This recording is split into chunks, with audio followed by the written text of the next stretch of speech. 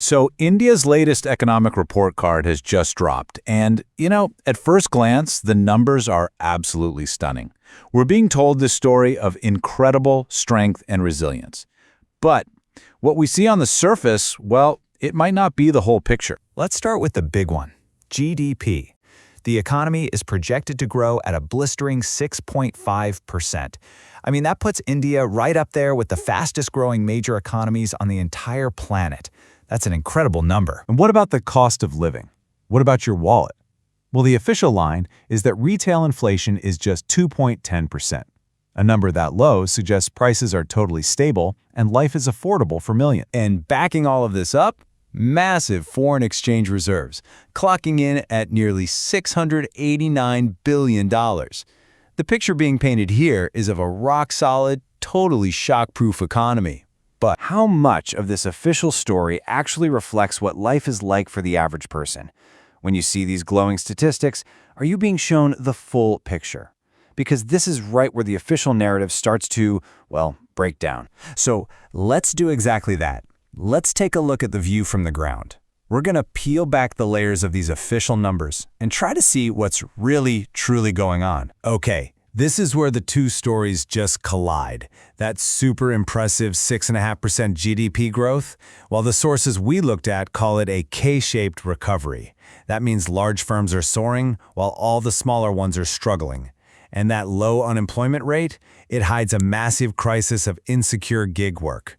And the 2.1% inflation, it kind of feels meaningless when your personal costs for food, for education, for healthcare have shot through the roof.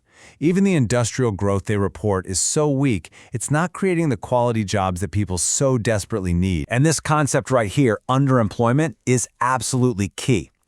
The official unemployment number can be really misleading because it can count someone working just a few hours a week as fully employed. It completely misses the real crisis, which is that millions of people might have a job, sure, but it's not stable, it's not well-paying, and it definitely doesn't use their skills.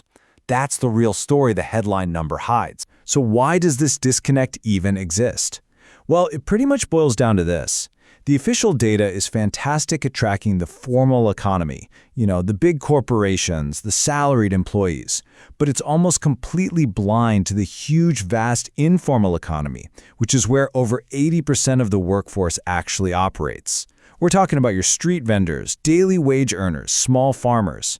So when the data screams boom, it's often just reflecting the good fortune of a very small, very well-documented slice of the economy. And you have to understand this isn't just some statistical quirk. It really begs the question, why does this keep happening? And now we have to get into the politics of numbers. This quote, it really gets to the heart of it. The gap between the data we see and the reality people live isn't always an accident. The sources argue it's a symptom of something way deeper, where numbers get shaped by political needs, and they act like a slow poison on public trust. So what are the incentives here? Why push a good number story so hard? Well, it's a really powerful chain reaction. First, you use the positive data to project competence, to win votes. Then, those same shiny numbers are crucial for attracting foreign investment. This lets the government control the media with this constant feel-good narrative that drowns out any bad news. And finally, it serves as a defense. How can you complain when the hard stats say everything's great? And this isn't a new thing. Not at all. The sources point to a pretty clear pattern over time. We saw it with the GDP revisions that kind of papered over the cracks and delayed needed reforms. We see it today in how employment data masks the underemployment crisis. We even see it in these massive infrastructure projects that boost GDP numbers but don't really deliver long-term benefits.